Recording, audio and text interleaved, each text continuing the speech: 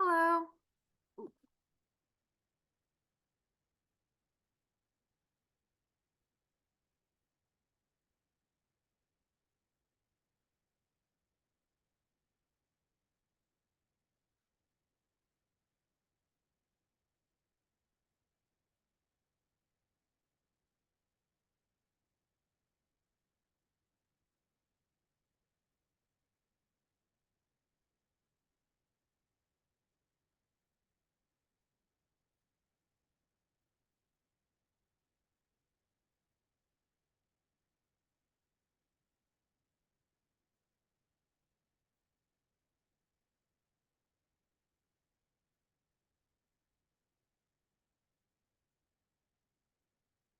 Hey, Pamela, can you hear me?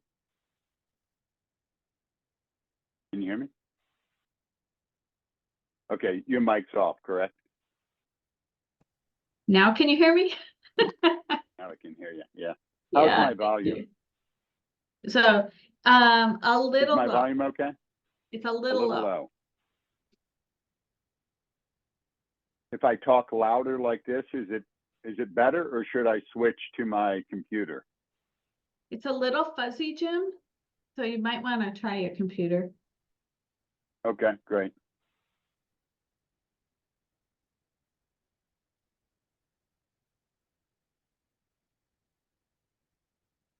Okay, I'm gonna switch.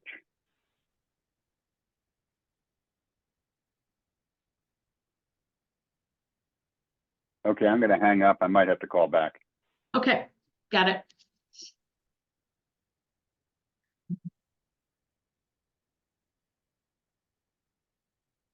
How do I sound now? And I'm on the computer. Is that better? Yeah, that's better.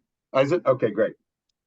Yeah, that's better. Just a normal conversational tone. This. Yes, that's normal conversational tone. Sounds fine. Okay, great. Thank you. Yeah. I'm back. Good morning, Jean. Hey, Sarah. Good morning. Sarah. Morning, everyone. Hey. How are you? I like your glasses, Jean. Oh, thank you. I need them to read. I can't. If I don't have my glasses on when I'm like, oh my God, what's that word again? I can't. Yeah. Terrible. It's a bitch getting old. Yeah. Okay, there we go. So, how's everybody doing? Good. How about yourself? Hanging in there. How's the weather like in your way, Minnesota? Yeah. Well, I'm at my house in Wisconsin right now. Oh, yeah. I'm sorry. No, Your house- that's fine because I'm in both places. You would know. Yeah. You would know. And it's warm today. I woke up and it was 16 degrees. It was like, yes. So Oh, that sounds painful to me. Oh my gosh. Do you know well, it's supposed to get up to 68 this week? It was Ooh. Arctic last week. And on like Thursday or Friday, it's supposed to get up. Now it's supposed to be rainy, but 68 after what we were through last week, where it really was your kind of level of cold. It was really cold. yeah, I won't see 68 till May, probably. Oh gosh. Well, frankly, we shouldn't be seeing 68 either. I mean, that's crazy. But But you'll take it. I don't know about the 16 and you thinking that's more. That's a little scary for me as part-time Floridian, South Florida at that. I'm like, my sister is like, it will be 60 degrees and she'll have a winter coat on. I'm like, Vicky, I am freezing. It is. I'm like, Vicky, it's 60 degrees. It's so cold here. I'm like, oh no, geez. You moved back here, which she lived here for years, but she's gotten a little. I think you spend too much time in that sun and it kind of warps your brain. Maybe that's it. My wife's like that a little bit, Jean. She's very cold natured. And my daughter rides horses. And in that environment, over the last couple of years, they now have these vests that have a little battery pack in them with heater elements in them. Oh, that's nice. And it's a game changer. So I mean, I bet. I mean, it was probably 20 degrees here in North Carolina last week, and we were going out for a walk, and she had her little vest on, and she was toasty as could be. So You know, might I be a nice saw them Christmas gift. advertised. More and more Yeah, people, yeah. even I for heard the one. general public, people are liking those things. Yeah. You have one, Pamela? I do. I Oh, do. The dear. only problem is that the batteries are heavy and they're Yeah. right on the small of your back, at least the one I have. So maybe Oh, that's that doesn't sound good. no. That's a So lot to carry. If it's a heavy battery, that's a lot to carry around. it's like about this big. And now maybe they've gotten better, honestly, since mine's several years old. So, but yeah, but it still feels really good. So Well, yeah. and how long do you stay warm? I mean, is it a short life battery or does it last a while? It has 3 different heat settings and it lasts a different amount of time depending On the heat setting. Okay. yeah. Well, But you're even talking the high hours. one, it's good for an hour. So Yeah. yeah. Yeah, you're talking a good amount of time. Yeah. I think in the that's low good. setting, on the low setting, probably a couple hours, Pam? Don't you Yeah, think, at Pamela? least. Yeah. At least, Yeah. yeah. Yeah. Okay, that's good. Because I get so cold. People made fun of me because I bought this Canada Goose coat, and here, like, people will rob them off the street because they're just, and I didn't buy it because it was Canada Goose. I bought it because they are so. Good morning.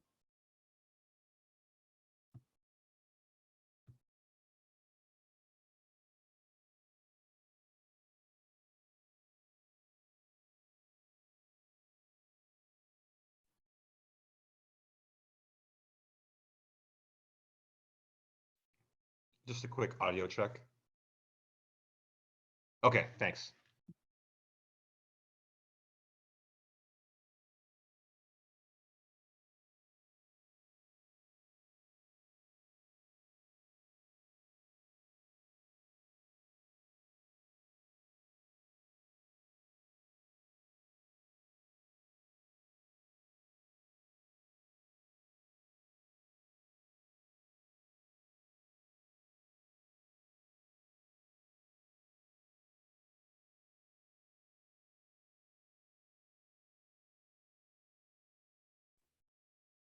Good morning, everybody, and welcome to the second day of the FDP January meeting.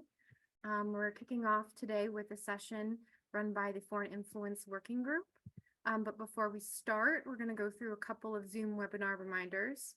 So if you experience any Zoom technical issues, call 888-799-9666 and choose option 2. Your audio will be streamed through your speakers, and you could submit questions at any time using the Q&A box at the bottom of your screen. This webinar is being recorded, and that recording, along with the slides and session summaries, will be posted shortly after the event at thefdp.org.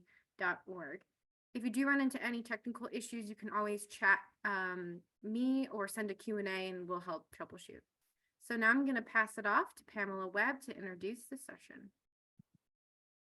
Thank you, Sarah. So we are just delighted to have everyone here this morning for another there is so much information. I feel a little bit like they saved it all up for us to go live right before the FDP meeting, so it could be all wow here for us.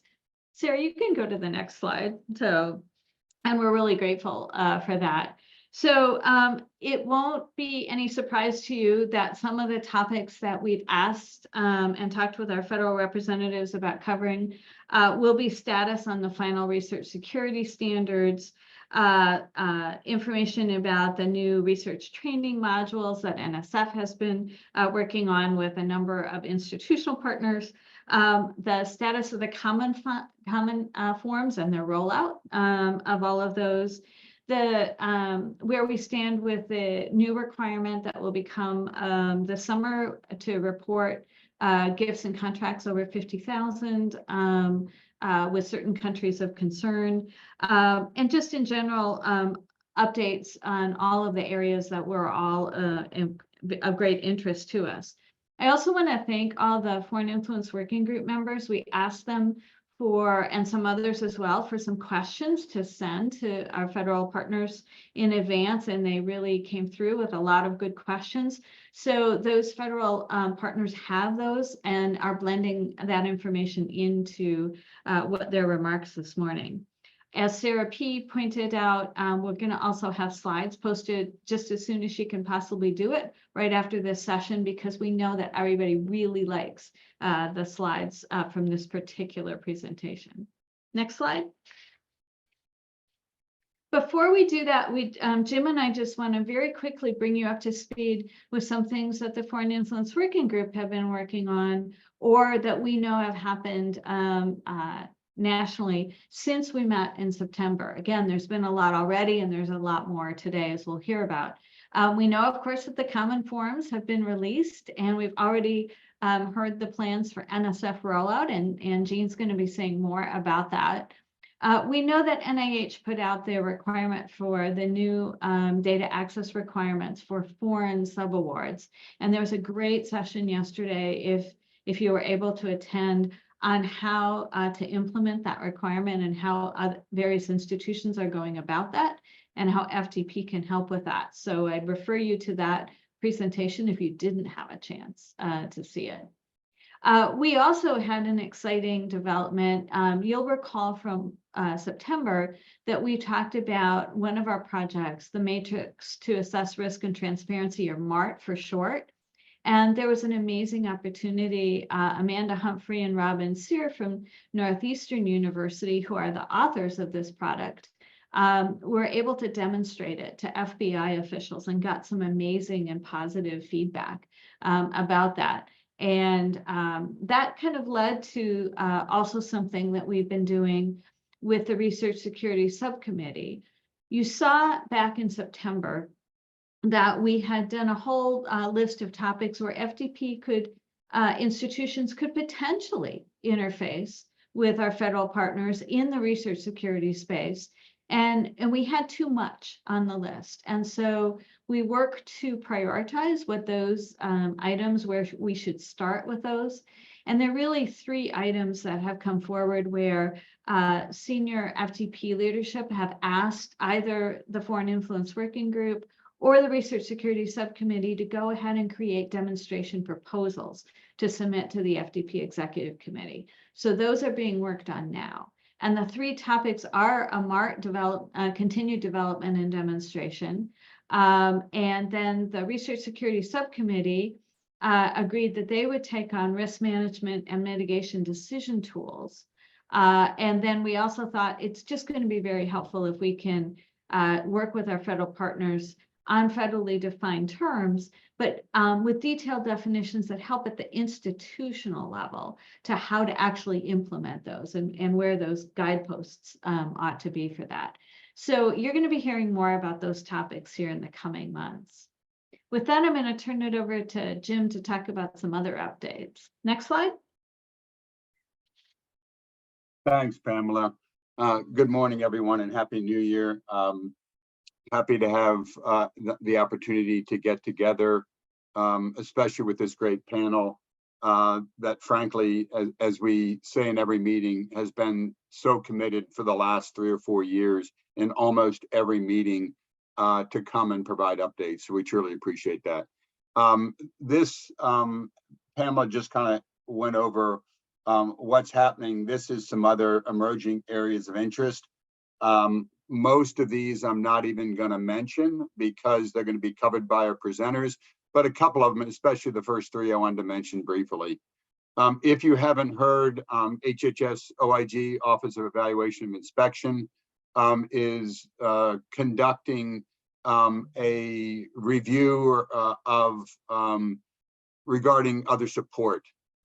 It was announced and they began sending letters about a week ago on January 18th, and responses are due February 8th. They're voluntary and anonymous, and it's focused on how institutions are determining whether monetary donations that are used to support an investigator's research activities constitute other support. So again, the idea here is if funds come into the institution as a donation, Are they a gift? Are they directly supporting research? How are they reportable if indeed they are? And again, this is a survey that is going out to, maybe Michelle knows when she talks. I assume it's dozens, maybe it's more than that, but a large number of institutions. And this was, I think, highlighted out on the HHS OIG work plan page probably 6 or 9 months ago that they were going to do this review. So this is them instituting this to provide more guidance in that space. The second one I wanted to mention briefly is the RECR, and Jean, feel free to jump in, or Sarah, should you decide to. But this is just a reminder to institutions that out of the America Competes Act were new requirements for responsible and ethical conduct of research for faculty. This is for proposals submitted on or after July 31st. We bring this up now because many of these proposals are probably beginning to be funded. So be aware of this. There is a new requirement. You've probably been planning on it for the last 6 months. But again, Sarah and Jean, feel free to jump in if there's anything else as you go through your portion. Very briefly on the, I'm sorry, Jean, go ahead. Oh, I was just, because I wasn't going to cover this in particular, but NSF has only, of that particular provision of CHIPS and Science, NSF has only implemented the requirement for mentor training and mentorship. The other items are not required and addressed in the PAP guide in 2024. So Wonderful. Just wanted to make that you all aware of that. That's great. Thanks, Jean. Thank you. Very briefly on the China initiative, there was lots of discussion about this over the last couple of years. The funding expired in 2022. There's renewed discussion about potential funding for this Department of Justice initiative. And so it's just something to be aware of, and I'll kind of leave it at that. The next areas about the research security standards, secure proposal, and so forth, I'll leave that to Sarah. I think that's either going to be directly referenced in her presentation, or certainly we will ask questions. And I think the last two, I think both Jason and Jeremy may have comments, as well as Michelle and Jean and Sarah, so I won't go into those as well. But we just wanted to bring up these kind of as emerging areas that institutions should be aware of and focusing on if you're not. Next slide, and I'll turn it over to Sarah to provide some research security policy updates. Welcome, Sarah. Great. Thank you so much, Jim. And thank you, Pamela. And thank you, Sarah P. It's a pleasure to be here and speaking with my interagency colleagues on this panel. I know we all have there's a lot of updates. So I'll try to be brief and kind of keep it high level. I know a lot of my colleagues are going to be diving into specific areas. The head of the policy office, Jean Feldman, who's phenomenal, is going to be kind of giving some updates on FFDR, Line Foreign Talent programs, among a couple other PAPG related updates as well. And I also just want to mention, it's an honor to be here, but Rebecca is also participating in the National Science, Technology, and Security Roundtable, the Pacific Regional meeting today in Stanford at the Hoover Institution. Otherwise, she would be here as well. So next slide, please. Okay, great. So just going to give you guys a few quick updates, high level. As Pamela mentioned, quite timely so, our research security modules that are going to satisfy the research security training requirement for all covered personnel on federal awards in the CHIPS and Science Act just went live this Friday. So later today at the Research Security Subcommittee panel, there's going to be a deep dive into it, but I'll just give you a few little high level points for any of you that for some reason can't make it later today. Next bullet, please. Yeah, go ahead. Also wanted to mention, Jean is going to be talking about this moving forward as well with the prohibition of the malign foreign talent recruitment programs for federally funded researchers. I'll kind of kick that to her, that she'll be covering just in a few minutes. Next, you can just go through the bullets actually. Thank you. What I will focus on today is that we're moving forward very quickly with the Secure Center. Very excitingly so, we had panel review just a couple weeks ago, going to be moving into the reverse site visit in just a few more weeks. So lots of updates for you. I'll touch on that in a few minutes as well. Jean will also, again, as I mentioned, be talking about the foreign financial transactions and gifts above 50,000 and more for countries of concern. She'll kind of get into that requirement. And then last bullet, just wanted to highlight that related to the prohibition on the Confucius Institutes. Again, that's in progress, but it will be part of the 2025 PAPG. So that is still much further down the road. Next slide, please. Yeah, there it is. Thanks. Okay, so some quick updates on NSPM 33. You can go ahead and actually just bring all those bullets. Fantastic, thank you. Again, Jean will be discussing the harmonized disclosure policy. Lots happening on that front. Quick update on the research security program standards. As we all know, this was released to the public in February of 2023.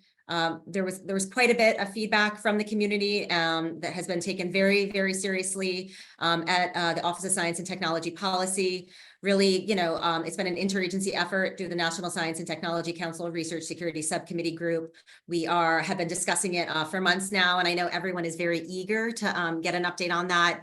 However, we're still exploring options, and my understanding is that there's still also coordination occurring within the White House. So that's all, unfortunately, I can say at this point on that topic. But lastly, looking at the NSPM 33 implementation topics of oversight and enforcement, looking about how we're going to ensure federal agencies are clear and have appropriate policies concerning consequences for violations, disclosure requirements, and even information sharing. This is still on the to-do list, so this will be forthcoming and hope to have updates soon.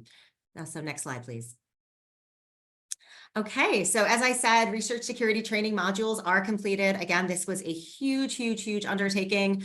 Again, these modules were not just funded by NSF, but also NIH, DOE, and Department of Defense. I also want to highlight that, again, this was a very a collaborative effort. Again, we have 4 phenomenal teams from the research community who developed these training frameworks and modules. But I also want to highlight also the contributors within the U.S. government. There were content expert groups comprised of all of the research funding agencies involved in this effort, and it couldn't have happened without all of their help. So I just wanted to kind of highlight that for all of you. Next slide, please. Okay, I think everyone knows, but here in the center, really the modules, there's 4 of them, focusing on these 4 high-level topics. Again, research security, kind of talking about how to recognize situations that could indicate undue foreign influence. Module 2, focusing on disclosures, how this is really a fundamental policy in safeguarding the U.S. research enterprise from foreign government interference and exploitation. The 3rd module focused on mitigation and risk, and again, identifies types of international collaborative research and professional activities, risks and strategies and best practices for mitigating that risk. I think that's a topic that everyone is interested in. We're all working on that front. So I think that this is going to be a huge achievement in the right direction to kind of provide this base level understanding to the community.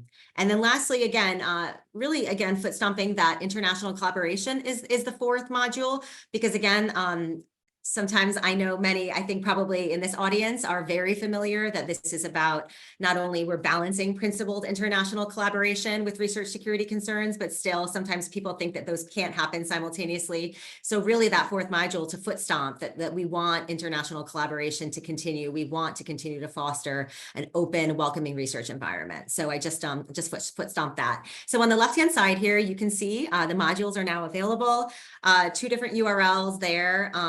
And universities can download them for integration into their own learning management systems.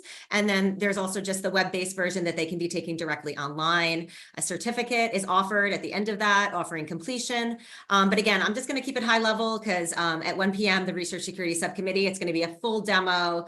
PIs are Dr. Michael Steele from the team, the project director, along with Dr. Shauna Cox will not be able to be there, but Dr. Michael Steele will be on the panel at 1 p.m. as well, along with my co-chairs from the Research Security Subcommittee, and they'll give a full dive into that. So next slide, please. So really want to highlight, we are again moving full speed ahead. You can see already the progress that we've made, solicitation, letters of intent, the proposals were due on October 30th. We just had the panel review just 2 weeks ago. Now you can keep clicking. Yeah, thank you so much. We're going to be having the blue ribbon panel review. Really, this is the reverse site visit in just a couple weeks, and that's going to be in February. And then really there's a few more kind of activities that we're going to have to be doing throughout this process, potentially socializing with the director's review board. And then we hope to recommend award in May. So just a few months away. And okay, sorry, I'm speaking a little quickly. Sorry about that. I'm from New York, so unfortunately that does happen sometimes. I will speak more slowly. But really for the Secure Center, we're hoping to make that award in August of this year. We have received phenomenal proposals on this. I can't speak specifics into numbers, etc., but very excited to now host that reverse site visit and have these in-depth discussions with the potential awardees. So next slide, please. Just a quick update I wanted to provide on our research security program. We have awarded the workshop. It's been recommended, The PI is aware, and now they're going to be starting initial planning to host a workshop this spring. So just in a couple months. Again, this is a workshop that's going to be engaging national, international science and engineering experts, intelligence professionals, social scientists, in discussions that will help kind of shape the field of that's emerging on research security. Really hoping to kind of build that community of interest in doing so. And some of those kind of high level topics are here listed on the slide. Next slide, please.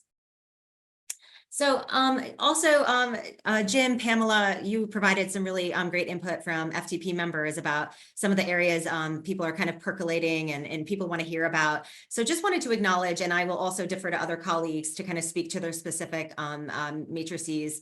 But I know that there has been questions about what's happening, how are we thinking about it, what are commonalities, but also acknowledging each agency's different mission set.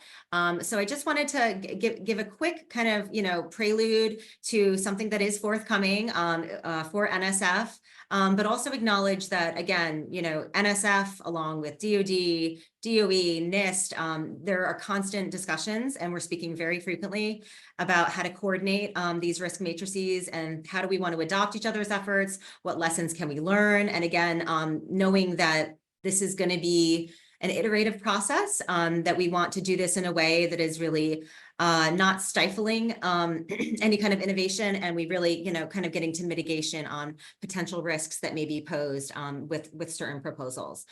So very quickly on the left-hand side of this slide, you can see that there is a policy that will become effective in the 2024 PAPG. I'll let Jean kind of get into the nitty-gritty of that, but very quickly, NSF will be thinking about implementing the policy that will, if the proposal has the potential to negatively impact research security and integrity due to credible information of a national security concern, that technically the proposal could not be accepted or returned without review. But I really want to highlight on the right-hand side here, really, we want to look at mitigating risk.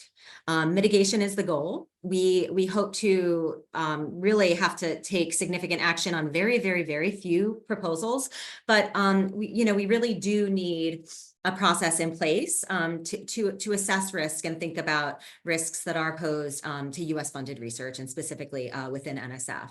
So you can see in the asterisk here, it indicates in the PAPG that the foundation will develop a rubric that we will be thinking about to help inform our decision-making process. Again, this is kind of just kind of a level setting. I mean, again, as many of you probably know, I think it's about 45,000 proposals that NSF receives, on an annual basis. Really, it's a high number. So the reality of looking at every proposal, we're definitely not there yet. We may never get there. We don't know exactly what that looks like, but we want to kind of home in on potentially proposals that could pose a little bit of risk. And really this rubric will kind of help us kind of look further and scope down at a much, much, much smaller number of proposals and then look at the potential risk that there may be and look at all of the mitigation options that we do have on the table. So I do want to just mention that we're taking a number of actions that are listed on the slide here to inform our thinking. We have commissioned a JASON study already that was related to how NSF should be thinking about sensitive technologies. There are two different pieces of legislation that are mandating NSF to do this already. So this was in an effort to help inform our thinking about how we need to look at NSF research areas that could have potential applications in adversary countries and or key technology areas as identified in the CHIPS and Science Act as well. So this JASON study was integral to help us satisfy that requirement.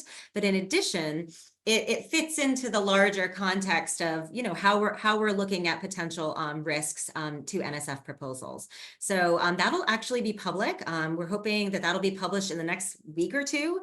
Again, a lot of stuff happening very timely. So we'll be sure to share that with the FDP group and make sure that everybody has access to that phenomenal study. In addition, we've also commissioned a STIPI study, and that will be also helping us think about a framework, what works, what doesn't. They've been hosting a number of meetings with both internal U.S. government and external stakeholders on this to think about how all the research community and other government agencies are thinking about risk to help inform our thinking. And we've even had a JASON study, a winter study to road test our draft rubric. We do have a draft. We're not sharing it yet because it is very much still in nascent stages. Obviously, we are leveraging both DOD, DOEs, NIST. I mean, many of our government partners, similar rubrics that they have as well. But the JASON is actually going to be road testing this, and we're very excited to see what their findings are, what worked, what didn't work, what didn't make sense to help inform our thinking. And then, of course, coordination within NSF alone has been a huge undertaking to start thinking about what works for NSF. Again, NSF is different than DOD and DOE and other agencies.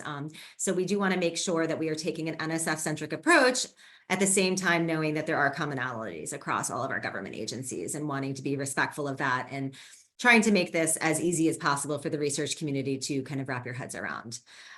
Again, doing interagency consultations. And then what will be forthcoming is we're in the process of developing an external consultation kind of engagement plan as we're moving forward. Similar, again, DOD has done a tremendous job, I think, in this.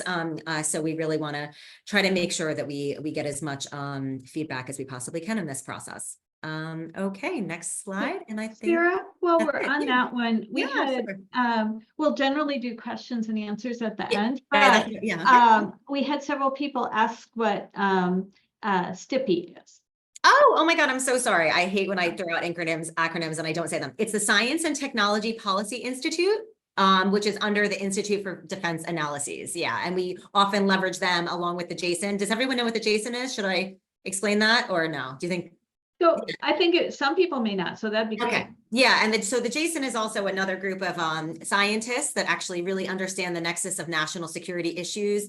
I don't know if everyone remembers, but the amazing JASON report from 2019 about really thinking about how we should be thinking about research security was really a large, really informative underpinning of a lot of our research security policies. So we've been leveraging the JASON for years in the research security world, and this is really a DoD-led effort through MITRE, but they're just a very, very unique set of individuals that can really think about, at the nexus of both science and national security. So very much leveraging their expertise and throughout these policy processes.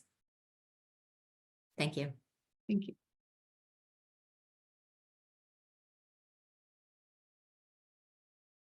Well, thank you, Sarah, very much. You packed a huge amount of information into that, but it's all information that I think everybody here wanted to know about. So that was really terrific. So I think with that, we can go on to the next slide and hear from Jason Day from DoD Basic Research Office. Jason?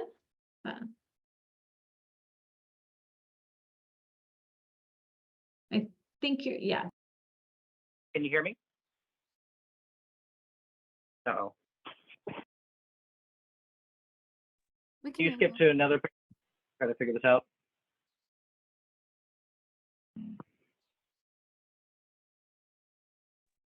Sure, we can go on to Jeremy, and then we'll come back to you, Jason. No problem. So our next speaker, we're very pleased to have Jeremy Eisen here, someone who has been here before and been very helpful for the FDP.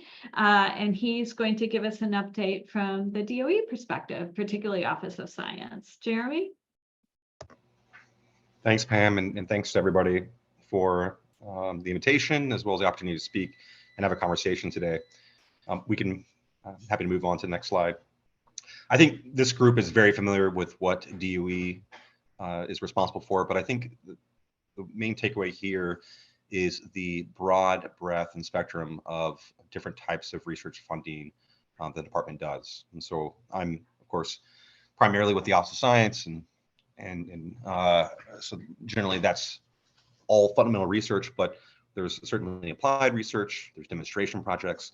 And as you might imagine, for those higher TRL, technology readiness level topics, that there would be additional mitigation measures that we appropriate to put in place. And so while generally we'll see with Office of Science, we're very linked up with National Science Foundation and our other partners here in terms of our mitigations, there are additional requirements associated with more of our applied programs. I should say that in terms of research security, we have really kind of two broad buckets. I'll talk a little bit about what we are doing at the national labs, which I would say we've been a bit more forward-leaning on based upon the portfolios at the national laboratories. And then, of course, the second bucket is the financial assistance piece. So maybe we can go to the next slide.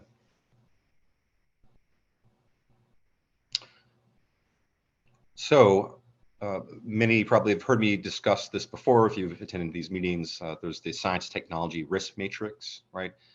So that is the department's effort to put in protections in place for areas of research that have an economic competitiveness or national security implications if there are breakthroughs. The story for creating the science technology risk matrix began in 2018. We sat down with each of the chief scientists, chief research officers in the national laboratory, presented a scenario to them of certain countries making certain investments in certain topics and having success in some of these emerging research technology areas. And in fact, perhaps becoming peers in some of these topics. And then using illicit as well as licit S&T acquisition strategies in order to acquire some of these research topics from the West. So they were asked the question, and much like some of these Jason studies that have been funded by NSF, should there be additional protections in place for areas that are traditionally characterized as fundamental research? Their answer was yes. They were asked to put together a series of white papers, self-organized workshops to explore this issue. And what they came back with is what ultimately resulted in a science technology risk matrix. Red areas, as I noted earlier, are those that have economic competitiveness or national security implications of their breakthroughs. It's very, very narrowly defined. So it's not everything that is artificial intelligence, but it's something that's very, very narrowly application-based, at least in that instance. Not all of battery-related topics are in the red. It's reaching certain thresholds that cause it to have that characterization. And so how do we apply that? I should note that this only applies to the national laboratories. So there has been confusion in the past. And so this is why I bring this up in any sort of external engagement to make sure it's clear that we are not applying the S&T risk matrix to financial assistance. What we perhaps would do is, if there are red areas within side of red area topics, perhaps that would be best done at a national laboratory where there's additional risk mitigations in place. So the risk matrix only applies to transactions with countries of concern, right? So this is in Chips and Science Act language. So China, Russia, Iran, North Korea. The types of transaction spaces it applies to are individual citizens from countries of concern seeking to access national laboratories and contribute to red topics. It's not a prohibition. It is a restriction. It means that there's an additional review, limited resources are devoted to that review. and ultimately the department will make a decision whether to approve that or not. It also applies to formal agreements between countries of concerns entities, so MOUs, foreign work being done at the laboratory, and also travel to countries of concern. It's, again, not a prohibition. There is a restriction for traveling and engaging on red topics. So again, even does not mean that the individuals cannot travel on yellow or green. It's just that there's an additional review for those involving red. Probably the most significant updates that I want to share when it comes to risk matrix is that we have finally updated the matrix for the first time since its creation. As you might imagine, there's competing priorities, I think, for the department. The last few years, our national laboratories with COVID and responses to that. So it has gone through an update. There are some additional requirements associated with that risk matrix. One, I think that's important to highlight is a notification requirement. If there are breakthroughs in these topics by the national laboratories, there is a requirement just to coordinate and notify the program office that has cognizance that funds that particular work prior to being published. Let's go ahead and move on to the next slide. So this is another laboratory-based policy that we have in place. And you see the word order. So that is a DOE kind of terminology here. We call our policies, once they are implemented, orders. Essentially, it's the policy and the requirements that are put in place for the M&O contractors that manage national laboratories. So just to clarify, if there's any questions on that word. So what is this? We're actually created a policy that prohibited laboratory personnel, federal personnel from participating in foreign government talent recruitment programs sponsored by countries of concern back in 2019. We expanded the scope of that policy to restrict, not prohibit, but restrict participation in other foreign sponsored or affiliated activities sponsored by countries of concern. So these are things like in-kind contributions, honorariums, travel to countries of risk where it's being funded by that foreign entity. So it's already required to be disclosed, but in order to participate in that activity, it needs to go through an approval process that is managed by the department. Some of the terminology is very similar to what you see in terms of what OSDP and NSTC has put out through NSPM 33 language. We can go ahead and move on to the next slide. So kind of getting a bit into what we are doing, at least with an Office of Science. I mean, we're very universal disclosure, encouraging disclosure. I think it's important. Certainly, we want to, these are requirements, of course, inside of our FOAs. I think one of the things that, from an interagency perspective, we really want to compliment our colleagues at DoD, NIST, and NSF, and for all their efforts. I think one point that I always want to emphasize is transparency. I think we want to make sure that these requirements are, one, as harmonized as possible, but we're also transparent. So we, DOE, the department, is very supportive of that. So we can move to the next slide.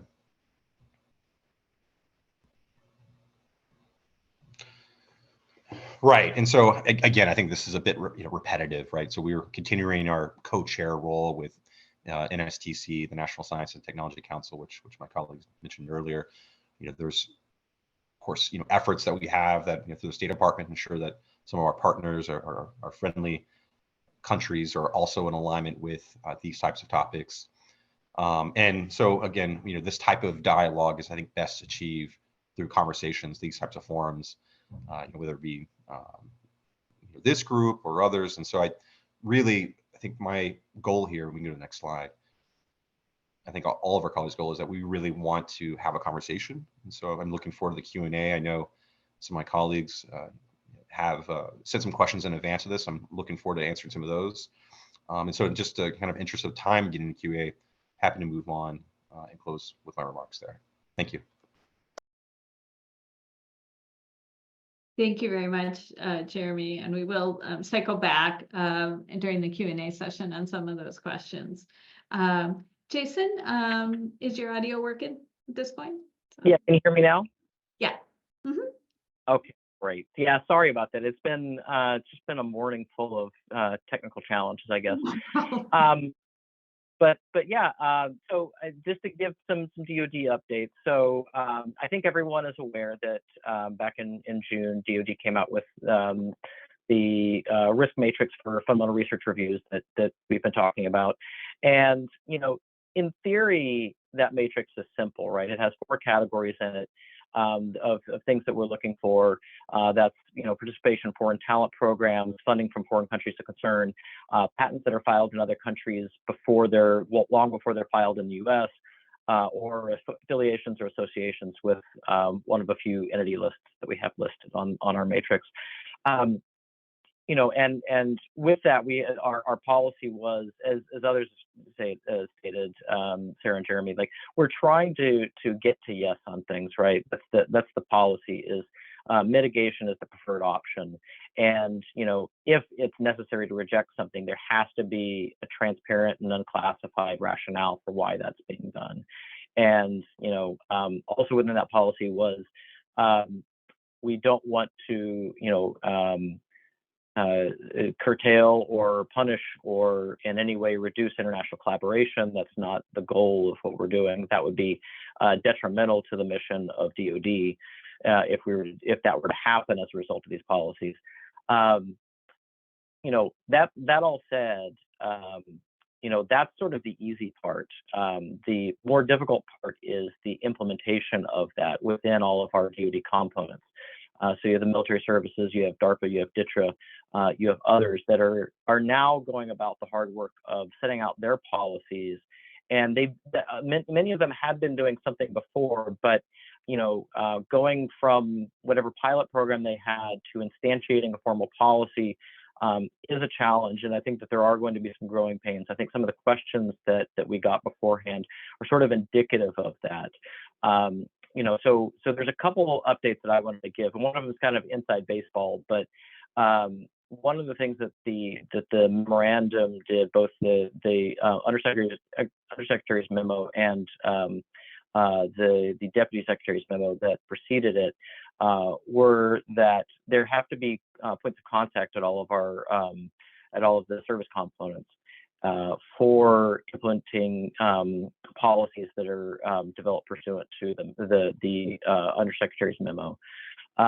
We're going to be convening a group of the POCs there, just to have an ongoing conversation about the implementation, about some of the challenges, and making sure that implementation across the department goes well. I know that there have been some challenges, some questions about things like, is DoD going to be requiring prior approval of certain individuals and things like that. I think these are conversations that we need to have with the services and find out, why, if certain actions are being taken, like why they're being taken, and try to get to a coordinated position within the department on how these things are going to happen. Like the way that fundamental research, and this is a policy that's required for all fundamental research proposals that are selected for award. The way that fundamental research has always worked has been that there aren't any restrictions on the people or publications, essentially, that come out of fundamental research. So, from going into it, my expectation would be that if there are organizations that feel a need to have some form of prior approval or something like that, we would want to have a conversation about that and see how that's being justified. I think the other things that we're working on besides that, the common disclosure forms that NSF had, sort of quarterbacked for us and got over the finish line. I am in the process of going through with our PRA folks within DoD to make sure that the DoD burden has been represented, et cetera, et cetera. My anticipation is that this will get, these will be able to be approved fairly quickly. And hopefully by the next time we chat, DoD will be using the forms just as NSF put them out. I don't anticipate that we would have to make any edits or changes to those forms. There's I haven't heard from any of our components, at least, that they want something drastically different. And there's also, in my mind, in SBM 33, if there is going to be a deviation from the things that were spelled out in the implementation guidance, that's something that has to be coordinated through the NSTC, and has to, be for reasons of policy or regulation, et cetera. I don't see those as being the case here. So my hope is that fairly quickly those would be implemented, and that they would be, submitted along with the SF424R and our family of forms. But hope to have more updates soon on that. But I think that, the challenge for us is that we have the rubric for what we're looking for, but how do we actually do it is going to continue to be a challenge. And I think that's not only true for within the DoD family, but I think across the federal family as well. And, as Sarah said, we do want to, I think both the NSTC meetings that we have and meetings like this are really important for hearing from the community. What are the challenges that you all are having? Where are there some rough spots where DoD is maybe sticking out from some of the other agencies, or we're not doing things like some of their other agencies have done, and how can that be fixed or changed in some way? We said when we came out with the matrix that that was going to be a working document and living document, and that we'll update it as necessary. I think that getting to a federal-wide position is going to be challenging. I think that we're hoping this year at least to get to a common DoD position for how do we do mitigations and things like that. I think that there will still be some rough corners, some edges there that we need to be sanded down. But that's my hope, at least, is by having our coordination meetings internally within DoD, that we're able to come to a more unified position on how we mitigate risks. And I'll be able to report back to this group, and also to hear from you about what you're having challenges with. In the interest of time and getting into questions, I think I'll stop there for now, unless there's something that's, Pamela, that you could think of that's really pressing. But yeah. That's great. No, Jason, but can I just say on behalf of every research institution that's on this call, that we so appreciate the fact that you're tackling the common forms and getting them through and looking like there will not be any change. That will be huge for all of us implementing DoD awards across all your components, and will really facilitate us being able to provide you with quality information. So thank you for your efforts on that. I'm sure it's a heavy lift with all of your various components, and we are very appreciative. So. Well, I have to say, I think the heavy lift has been on the NSF side. So I appreciate all the work they've done, and I see you there, and we couldn't have done it without them, because I don't know how the levers work on some of those things. It would take me forever to do those. Yeah, well, it speaks, of course, to the quality work that Jean and Michelle and others have done to get them to the point where you can accept them without changes, because you've had such a good dialogue. The opportunities have been there to get it right the first time. But again, we're extremely appreciative and really look forward to those getting released. So with that, I think we will, at the moment, go ahead to Jean. So. Well, thank you very much. And I think, as mentioned in the very beginning, this particular session is truly very content rich, and in the fact that a lot of things have come together and been implemented at one time. So we've got some very exciting news. And so I'm happy to be here again as an NSF representative for the Foreign Influence session at FDP to talk about those things. Next slide, please. So I am, of course, Jean Feldman. I'm head of the policy office in the Division of Institution and Award Support at NSF, and our office is responsible for the development, implementation, and maintenance of the policies and procedures for the financial assistance programs of the foundation. Next slide, please. So what I'm going to cover are just two areas. The NSF PAP guide changes related to foreign influence. I referred to those yesterday in my NSF update, and the fact that the 24-1 version was posted yesterday. And we're very, very excited about that. I'm also going to talk about the NSF implementation of the common forms. And because I think there's some excellent information that I am able to share with you in that regard. Next slide, please. So let's talk about the 24-1 changes related to foreign influence. And Sarah gave me such nice lead-ins to a number of these topics. Obviously, Chips and Science definitely had coverage on malign foreign talent recruitment programs, which also addressed countries of concern, which we did implement new definitions for the malign foreign talent recruitment program, countries of concern, and institutions of higher education. And in particular, the malign foreign talent recruitment program, these are very specific conditions that spell out what are and what are not malign foreign talent recruitment programs. This definition was spelled out in Chips and Science. It's also referenced and linked to a new definitions document for the common form, and it uses the exact same definition. The countries of concern, the definition defines them as China, North Korea, Russia, and Iran, or any country deemed to be a country of concern by the Department of State. So we have actually covered those very nicely, I think, in the new PAP guide. The second bullet, individuals who are a party to a malign foreign talent recruitment program will be ineligible to serve as senior or key persons on an NSF proposal. And this begins with the effective date of the new PAP guide in 2024.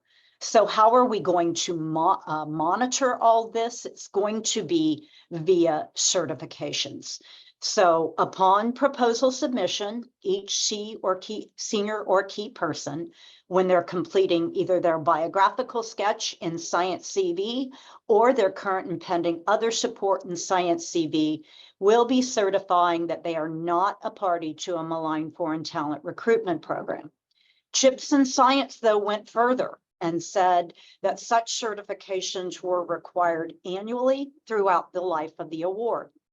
NSF does not currently have a process of doing that, but we are building it. We are building a capability, and note the terms I'm using, for PIs and co-PIs to provide such certifications on an annual basis.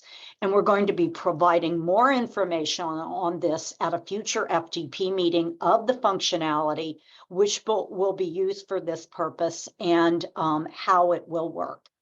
So there's also, in addition to the senior key person certification, Chips and Science also required a new certification from the organization.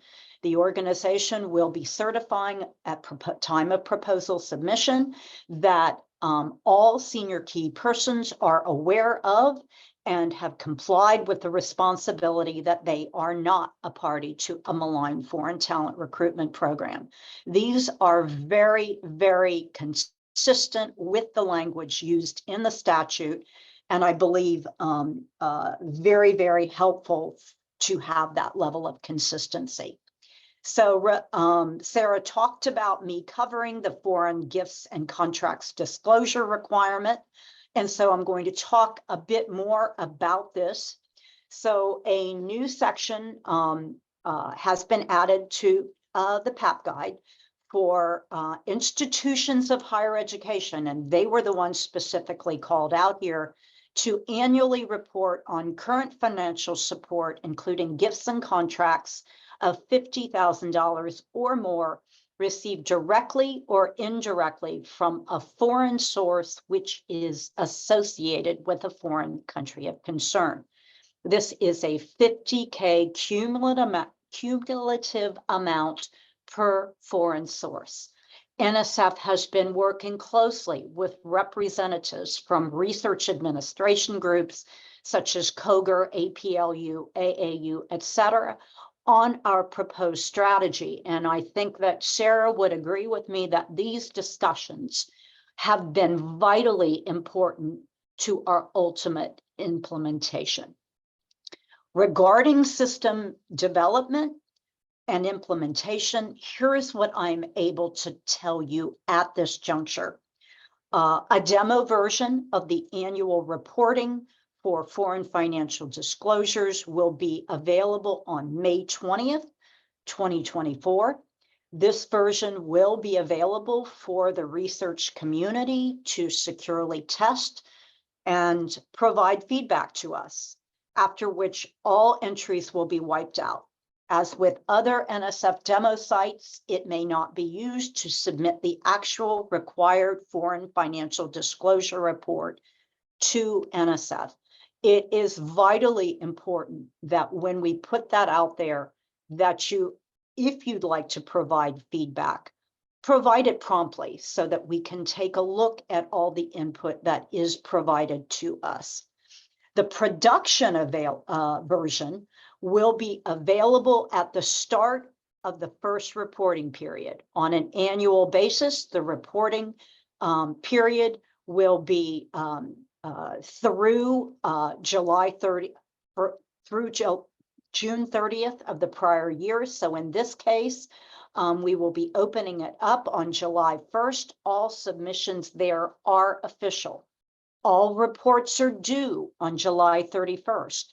There will be a negative report required, meaning you have nothing to, if you have nothing to report, you still have to provide a report to NSF that indicates you have nothing to report. And we believe we've made that as easy as possible for you to do. So any institution that has active NSF funding will have a report to submit to NSF, and they will be due on July 31st.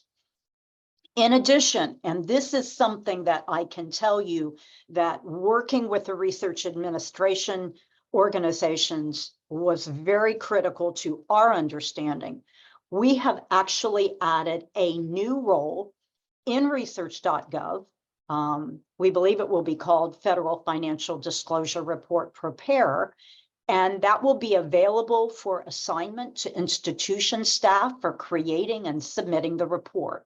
The AORs also will have the ability to submit a report. So we don't have a one size fits all for institutions. You could either designate a federal financial disclosure report preparer, or the AOR could continue to submit the report. And so we understand that some institutions will utilize the new role. And some institutions will use the AORs to submit these reports. Prior to the 2025 reporting window, we heard lots from institutions about being able to copy previous submissions, and that will become available as a usability enhancement prior to that 2025 reporting window. NSF, obviously, through sessions just like this, plans to do a whole lot on communicating our plans, our implementations, and reaching out to you as much as we possibly can to make this new federal financial disclosure report be as easy and as streamlined of a process as we can possibly make it for all of you. We know this is a new institutional report. We don't have many of those. Most are done on an award by award basis. So this will be something very different that we will be working again with the community as we implement. As Sarah has already spent a lot of time on, and I don't want to belabor anything that she's already stated, there will be a new category of return without review, and it specifically says if a proposal has the potential to negatively impact research security and integrity due to credible information of a national security concern, it could be returned without review. We obviously believe use of this category will be rare. And I think that Sarah provided some great information about where we were in this space.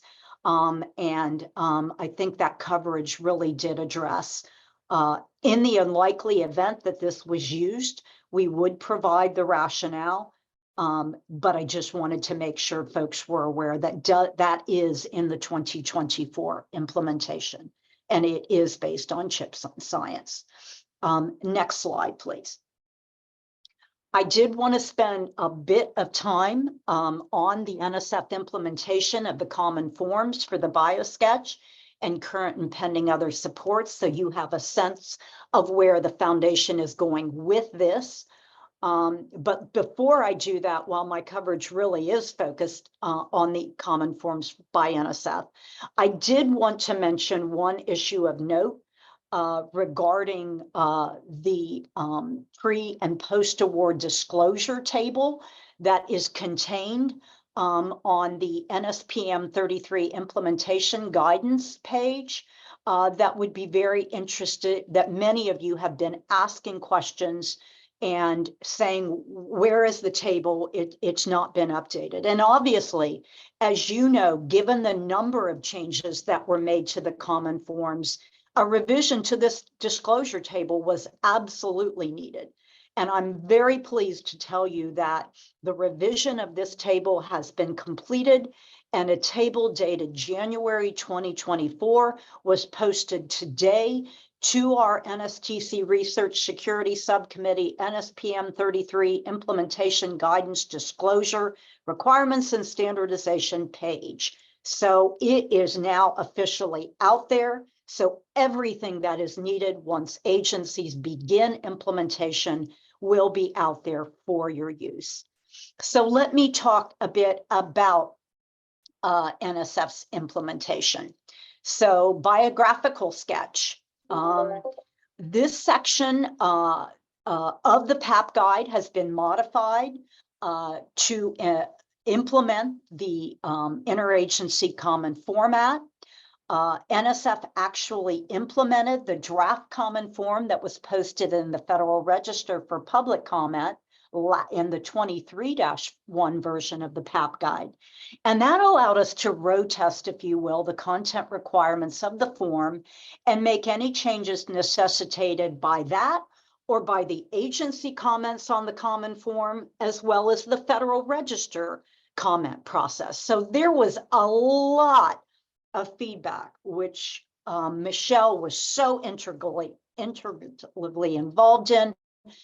Have to tell you, there was a lot there. So with this new PAP guide, NSF will be absolutely consistent in our implementation with the biographical sketch common form. There are a few minor things that I would like to point out in the implementation by NSF, but again, these are absolutely consistent with the common form instructions in each case. So let me talk briefly about each one. Well, one of the data elements on the common form is, of course, the persistent identifier of the senior key person. NSF has been using in our forms ORCID, and we want to continue to do that. And the NSPM 33 implementation guidance permits this. So we have identified, you will not see persistent identifier. Instead, you will continue, as you have in the past, see ORCID. The instructions on the common form state in the product section, note, federal research agencies may elect to specify other types of products that may be relevant to the mission of the agency, as well as specify any limitations on the number of products that may be included in this section of the biographical sketch common form. I wonder where that last part came from. NSF will be invoking this portion of the implementation note by requiring that senior/key persons provide 1, a list of up to 5 products most closely related to the proposed project, and 2, up to 5 other significant products, whether or not related to the proposed project, that demonstrate the senior key person's qualifications to carry out the project. I think that's something that we felt strongly in terms of administrative burden. We wanted to ensure that we were not getting everything you've ever done or even everything in the last 3 years. We wanted to focus on those 10 publications or products. It could be either or, and continue with usage of that approach. With this implementation of the biographical sketch, there will no longer be a 3-page limitation. So we are working with our colleagues in Science CV, Bart Trawick. In fact, we have a session this afternoon that covers Science CV, and there will be some pieces on the common forms as part of that session. One other change I'd like to talk about, because we are having a we got rid of our page limitation with the effective date of the PAP guide for proposals submitted or due on or after May 20th, 2024. The synergistic activity section will be removed from the biographical sketch. We have changed our approach on that. And in lieu of that, it will be uploaded separately as a senior key person document, along with the biographical sketch, current and pending other support, collaborators and other affiliations, and now the synergistic activities. Now I'm going to turn just for a few minutes to the current and pending, other support. Like the biographical sketch, NSF actually implemented the draft common form in 23-1. With this version, we will be implementing the common form, and with the exception of requesting an ORCID ID, NSF will be using the exact data requirements from the current and pending other support common form. And so we're very, very excited that in beginning in May, our senior key persons will be using Science CV to submit both of the common forms. Next slide, please. So this last is just a very typical additional resources slide. And again, I believe that this information will be very, very useful to you, especially if you want to start now perusing the content of 24-1 to see more about what I've been talking about either in this presentation or what I covered yesterday. So thank you very much. That's the formal part of my presentation. Thank you. Jean, as always, thank you so much. And for everyone, there were several questions asking for where the disclosure table, the new one is, and I posted that out in Thank chat. you. So Thank you so much. You should have that. So, okay, next slide. And we will close our federal panel with last but not least, one more slide, with Michelle Bowles. Michelle? Hello, everyone. Happy New Year and great to be with you all. Next slide. I'm going to give a quick update about the common forms and the biographical sketch, current pending and other support. And I'll probably give a few more comments that are not on the slide just because I'm sure folks are wondering. So to start, I just wanted to let you guys know that NIH is going to take a phased approach in adopting the common form. And the reason why is because we are trying to align it with our standard form updates. And we have so many changes that we need to be making that we're going to adopt in phases. So in phase 1, we will update the biographical biosketch and current pending other support implementation. We'll update those with Forms I. That means that we will align ourselves with the interagency or common forms solely. We will have a standalone document that will continue to collect our personal statement and contributions to science. But for the most part, we will not be requesting anything additional or apart from the common forms. That's something that we aligned ourselves with NSF. We've worked very hard to get it to a place where all of us could adopt it. So woe be unto us if we don't adopt the way we're encouraging other people to adopt it. We also will be clearing the forms through OIRA, as we always do with our Forms I. And then the second phase of implementation will be that we will move our forms packages into Science CV for the biosketch. And so that will come May 25th of 2025. So we're going to pull together very clear policy notices, guide notices, and the Federal Register notices to alert the community as to what we're doing, when, and give you all an opportunity to make the updates that you need to make to your systems. We actually are going to leverage NSF's Science CV format. And I think that there's a benefit to that. Jean and I have talked about that over and over and over again. She's kept me abreast of all of the changes that have been made. And truly, we can't identify much that we're not going to try to align ourselves with. Initially, the page limitations probably will not align, but eventually, as we continue to perfect the forms updates, we will definitely be looking at some of those areas. And we probably will engage FDP on that as well. The other piece to this is that we recognize that NSF has done a lot of work with the security training. So NIH plans to adopt that as well in whole cloth. The modules are excellent, and we could not add anything more or take away anything from it. Really solid product. So we're going to be adopting that. And then for those of you guys that are wondering where the NIH grants policy statement is, we are updating it. What we're trying to do is to not confuse the community. We want to update it after OMB clears the uniform regulations, so that we can include all of the changes that may come forth from the changes to the uniform regulations to CFR 200.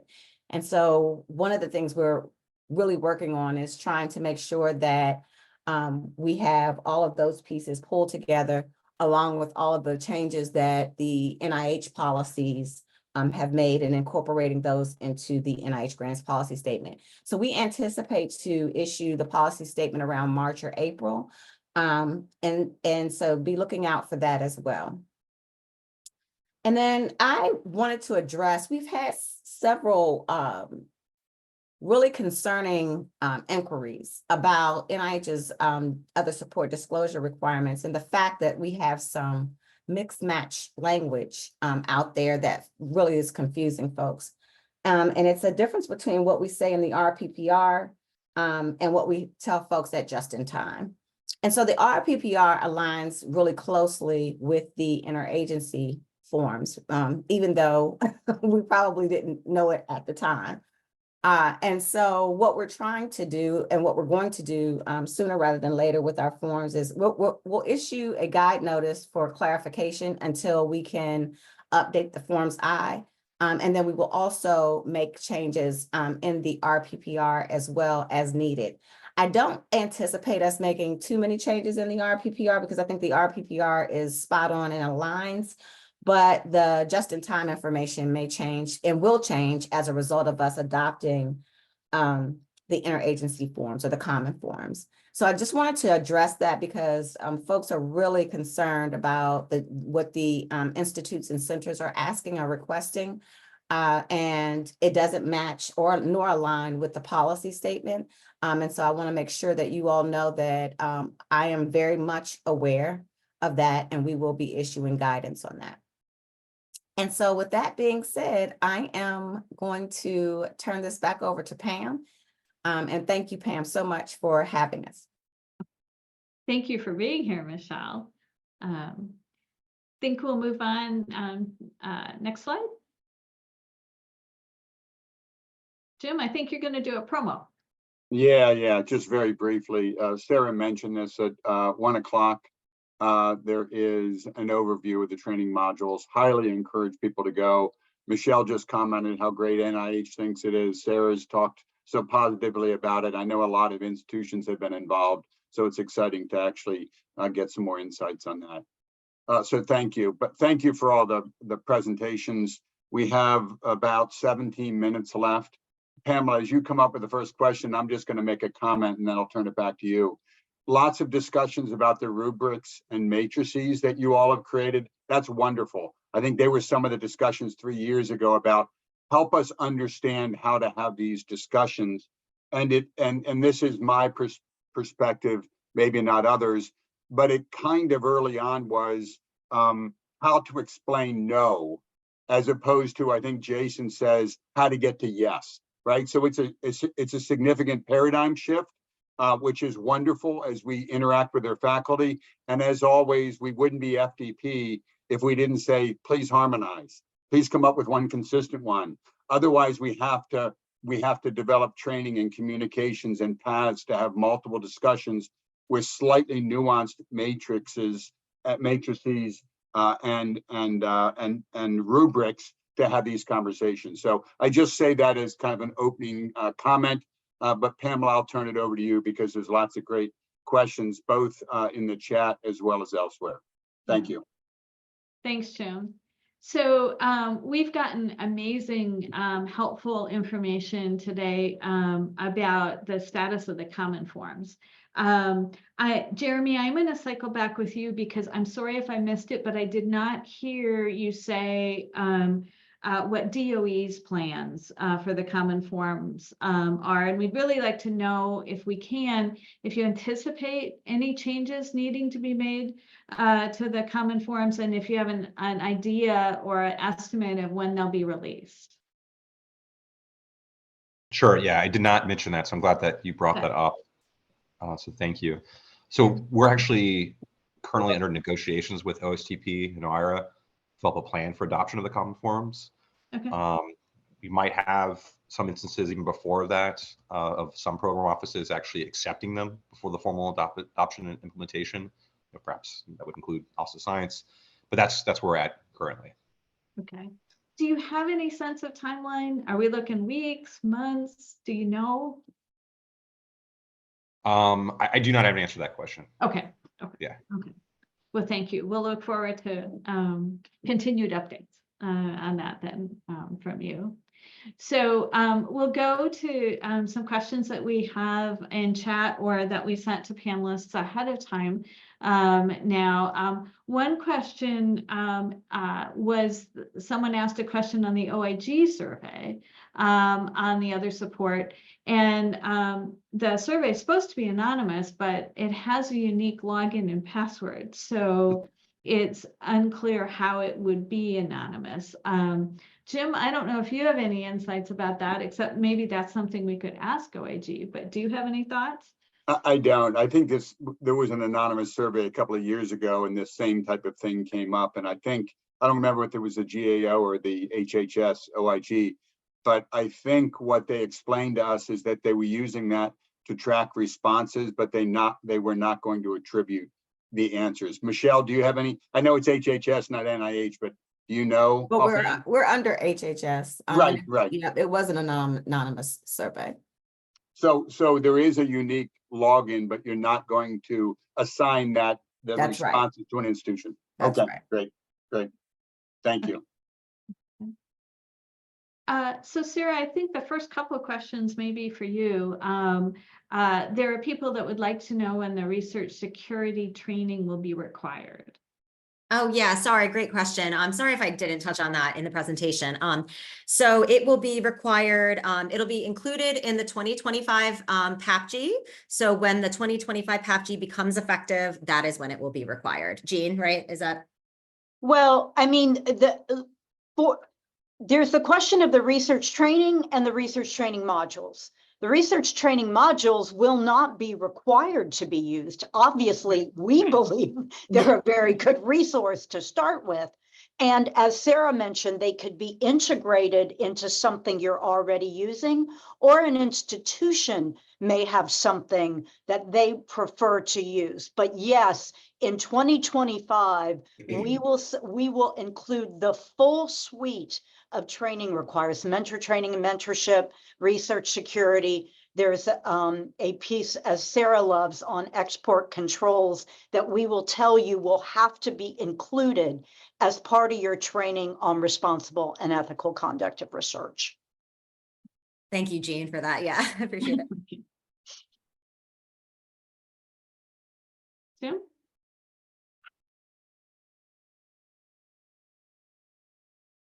Sorry, I think I might have gotten ahead of a question here.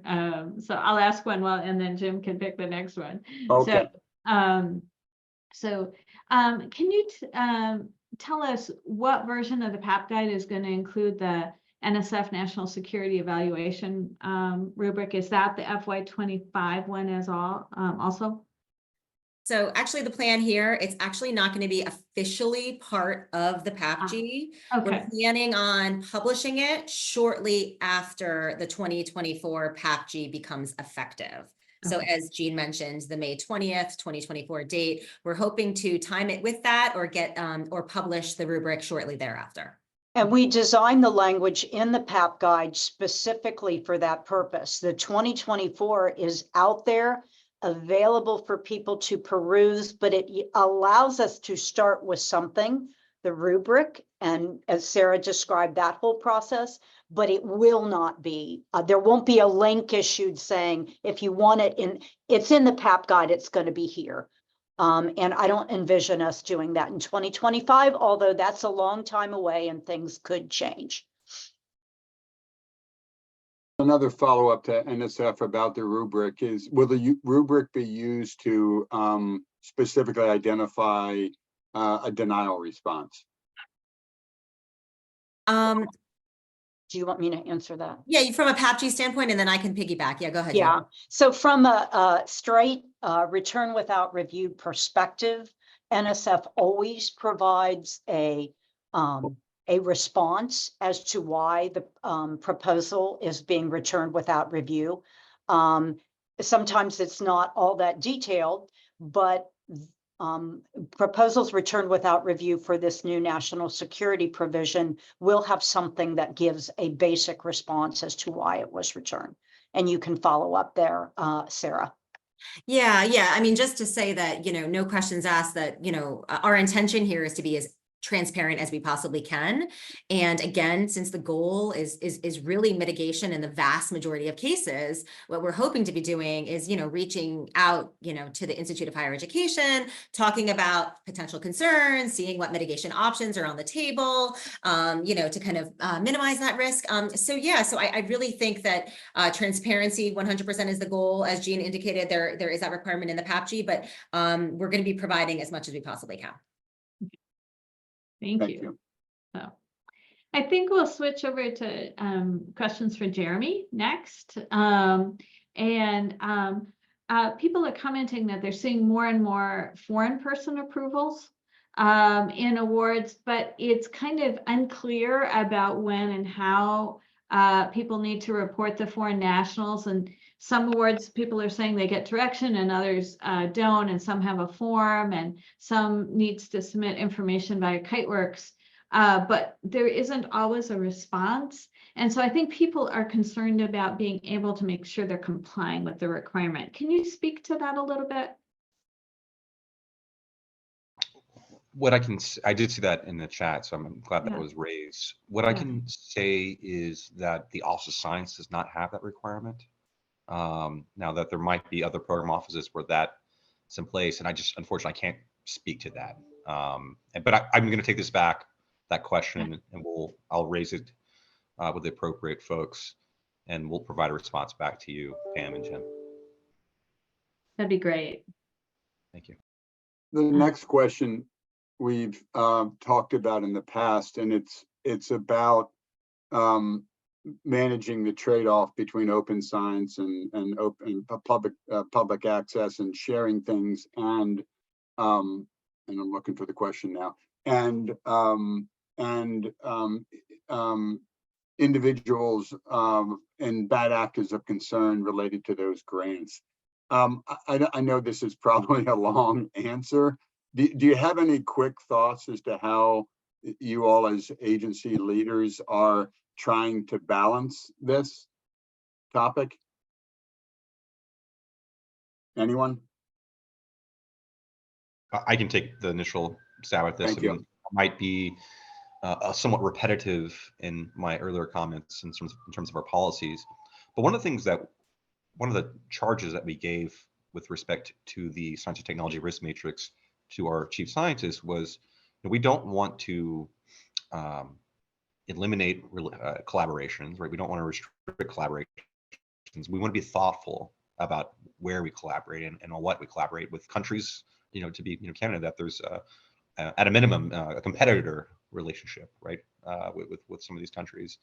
And so, if we're talking about in the instance of China, the way that the matrix is broken up is that from red, yellow, and green is that the areas that are in red, not only the economic competitiveness and the national security implications for breakthroughs, but it's actually where our own scientific community has advised us, we do not feel that there is a net gain for U.S. interests for collaborating in those particular, very narrowly defined topics.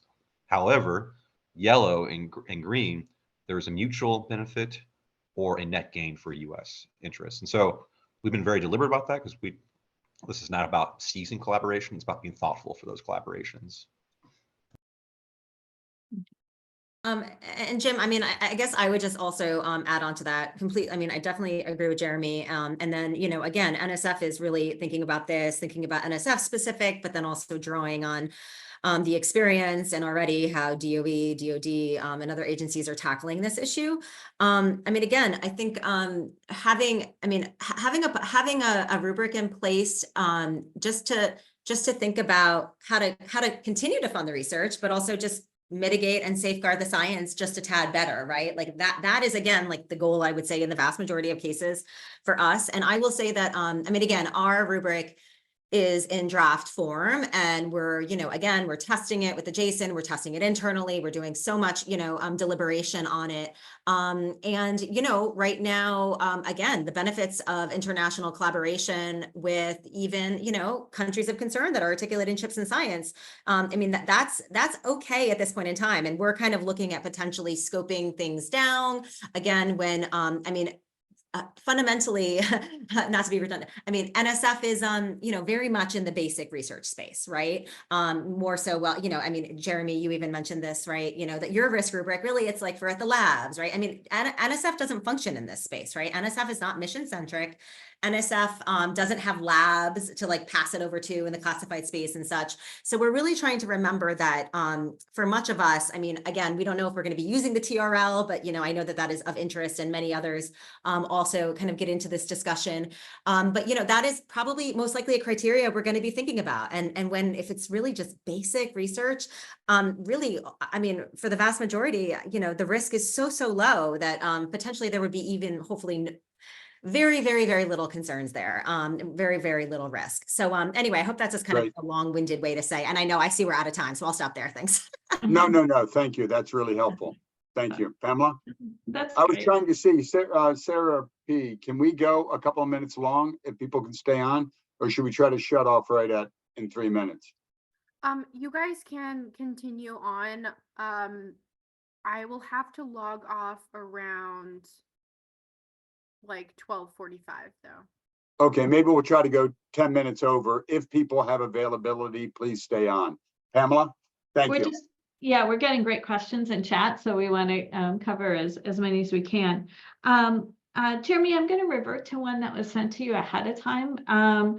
This is the question about it. Apparently, some awards, don't know how frequent this is, are getting requirements that the current and pending support has to be updated within 30 days of whenever a change occurs. And that can even mean things like you hear a proposal's not going to be funded. for example, or you've submitted a new proposal. And people were kind of concerned about that from a practicality standpoint. Can you say any more about that requirement and where it's coming from? I think there's also concern about how that would work with subawards, because then it would have to hop from the subrecipient to the prime to you, and that'd be really hard to do in 30 days. Yeah, I really do appreciate you raising that, because I would say it caused some discussions internally, which will hopefully generate a favorable response for you and those affected by this. And so just kind of background on this. So we adopted a formal policy back in 2022-ish, 2023 timeframe to harmonize all the programs to have one definition of current and pending support. So that policy is currently under revision to accommodate the NSPM 33 guidance, implementation guidance, as well as interagency common forums, right, for current and pending support. So as part of this revision process within DOE, also Science has suggested that updates to current and pending support be required on an annual basis. Which is, of course, that's when annual progress reports are also due. So it would be kind of a companion to that. And so our PAM's website actually is being updated to accommodate that process. Now, again, speaking just for Office of Science, so kind of that's the disclosure, kind of like the timeline in terms of when to provide those updates. This is the thinking that we have on this subject. When we talk about key personnel, because I believe that was one of the other threads of the question, in inclusion of students and graduate students and postdoctoral students, we think, at least for Office of Science, that these would not fall under the definition for key personnel outside of SBIR, STTR awards.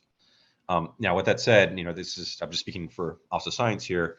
As I noted earlier, we have a huge spectrum of work from fundamental science to applied demonstration and deployment work. And so, as you might imagine, some of these requirements for these other topic areas would have perhaps those types of requirements. So I think that is probably where you will see that the most from the department. Helpful, thank you. So 3 quick questions, Sarah and Jean, related to the $50,000 reporting. Confirmation that it's July 31 of 2024. Correct. Okay, and that That's the first report due date. Okay, and that the reporting period is for data from July 1, 23 to June 30, 24. Correct. Is that correct? That's Okay, correct. great. And then the last one related to that is someone asked, is there any way to upload it as opposed to manual entry into your system? No. Okay. Okay. We did a lot of consideration on that topic, but it just is not that's not gonna be part of the system design. Okay, thank you, Jean. Okay. Yeah, we tried. Thank you. Possibly related to that, we have one person commenting that the fact that their internal process has a month close process. So it actually takes into the middle of July for them to have complete data that they would be able to report. Has that feedback come to you at all yet, or is it too early? That the timing, the tight timing between the end of the reporting period and the start of and when the report is due may cause some challenges for people. Yeah, many institutions might have a 2-month closing period. If they end June 30, their books aren't closed until August or so. That's not uncommon. Yeah. To take 2 months to do a full financial closing or slightly longer. Jean, do you recollect that comment coming in? I don't remember that specifically. I know we've talked internally about some options related to this, but I don't remember that. I don't know if I heard that specific comment. I don't either, and it was particularly interesting because we have collaborated extensively with the U.S. Department of Education, and while they have 2 report due dates, one of them is July 31st. And we were looking for consistency with that. So we got a lot of feedback when we did and reached out to the professional societies, who obviously reached out to the institutions as well. And that was not really a major sticking point that we heard. Do you have an idea of what institutions who face that challenge should do? Should they pick a moment in time to run their data and then report the next cycle, anything that comes in after that? That's about the best you're going to be able to do, because there will be the date, at least for 2024. Obviously, NSF, we're always listening to community concerns and seeing how we can address those. But for the first year, you're going to have to do a best efforts to give us what you have available by that July 31st due date. Okay, thank you.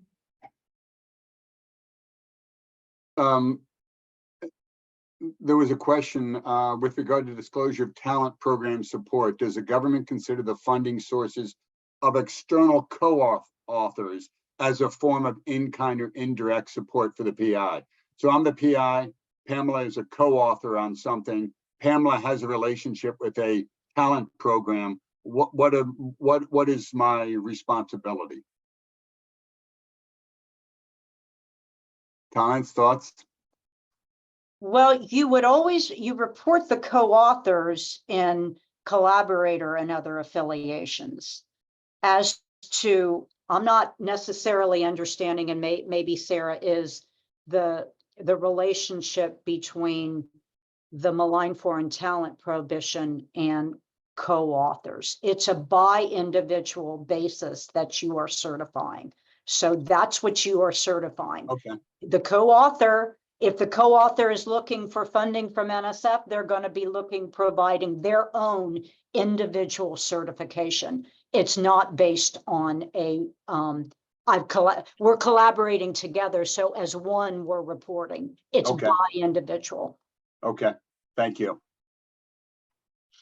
And one more question for Eugene and Michelle. I'm really surprised, but I think you've answered so much that there just isn't a lot here for you in all of this. So, but for Jean, we've got a couple people would like to know if ORCID is going to be a required field or a recommended field. It's optional. Okay. Thank you. We have not moved to mandatory use of ORCID. In fact, we have had a number of meetings with ORCID where they were supportive of that optional field at this point. I will tell you, it would be a great desire of mine, as well as many people, to increase the data pre-population that ORCID could provide. Because that would be, but that's something that Science CV's got to work on, that feed from ORCID, but definitely at this point, it is an optional data field. Thank you. Pamela, I want to be sensitive to time. Are there other critical questions, or should we invite everybody to make a 30 seconds of closing thoughts? Let's do that and also share with people.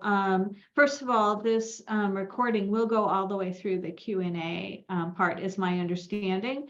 And then if there are other questions that we didn't get to, we will try to get those to our panelists so that they can respond to them, and we can also post those responses at the same time. So, but yes, Sarah, would you like to start? Yeah, I mean, well, I'll keep it very brief. I mean, just, I think that this, the relationship between the U.S. government agencies and FDP is just really so critical. We can't do this on our own. These are really hard policies. And I just want to say thank you for all of the engagement and feedback and great questions. And I mean, all of that really helps us through the process. I think all of us, I mean, Jean is always saying it. I just want to foot stomp that so much. And there's a lot, and we're trying to get all the resources we possibly can to support you as quickly as we can. And again, like the RST modules that we're providing, yeah, they're not required. It's actually the training, the research security training that's required, but I sometimes equate them, right? Because we're trying to provide as much help as we possibly can to the community to meet these research security requirements, and acknowledging that there is still, quite a bit unknown. But I just want to say that we are thinking through a lot, and just to also, one last thing I want to highlight is that, it's not just us in the United States. I don't know if everyone has seen Canada's new policy. I'm I'm hearing an inkling of something else maybe coming this week. I mean, so I just want to say that, you know, it's not even just within NSF, it's not even just within the USG, you know, we're also trying to also think about this across the board with other international partners as well. There's just a lot of hard questions, and we just want to strike the best balance we can. And we realize how integral it is to have our scientific ecosystem remain open but secure. So anyway, that's it. Thanks. Thank you. Jeremy.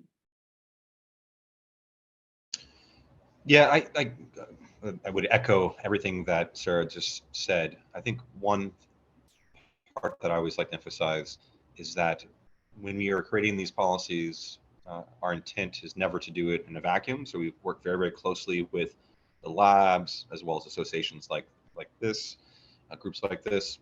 But I think once a policy has been implemented, the important thing for us is to have feedback. We don't want to create anything that's going to negatively impact the scientific ecosystem. Everything's about striking the right balance. And so those are some first principles for us. And so this forum, as well as the follow-on discussion and questions that we receive, it's very helpful for us. I mean, I think I just can't emphasize the partnership here, how important it is to the department. So thank you. Thank you. So, Jason? To make sure I got off mute again. I think this is really helpful, and you know, I really appreciate especially all the questions that are coming in, and I've been trying to go through and chat and answer any of the ones that are DoD specific. If I missed anything, Pamela or Jim, if you could just like send it my way, and I'll get an answer back to you. But you know, I think this is really helpful for me in like figuring out where the problems are and where where there's more work that needs to be done. And without that, I would just kind of be guessing and just assuming that, you know, all of our components are doing everything just perfectly. And that's not really a reasonable expectation, right? Because, you know, this is being done by people, and people have different interpretations of things. And so I really do look forward to these collaborations and engagements with the community, you know, to figure out how we can improve. And so, you know, that should, I think, always be our you know, part of our mission is to make DoD easier to work with. And I know we can be a little bit challenging sometimes in that, but you know, to the extent that we can make it easy and hit the easy button, then we're going to do it. So thank you everyone here. Thank you. Jean? I think Sarah very nicely provided the NSF perspective. I have nothing further to add. Thank you. Okay. And Michelle? I always find these meetings very insightful and impactful. I think that the partnerships, it really does strengthen the partnerships between the federal agencies and our FDP members. So, and identifying those shared interests. So thanks for having us, and we always look forward to working with you all. Thank you. Jim? Thanks. Another great discussion. Every single time Pamela and I plan this, we think about the amount of time, we think about the content, and it seems like we could go an hour more in the Q&A, which shows the degree of trust and confidence between the partnership, which is wonderful. So thanks for your time. I know you're all very busy, and thanks to everybody that listened in. Thanks, everybody. Thank you. Thank you. Bye. See you at 1 o'clock. See you at 1 o'clock. Yeah, see you at 1. Bye. Bye.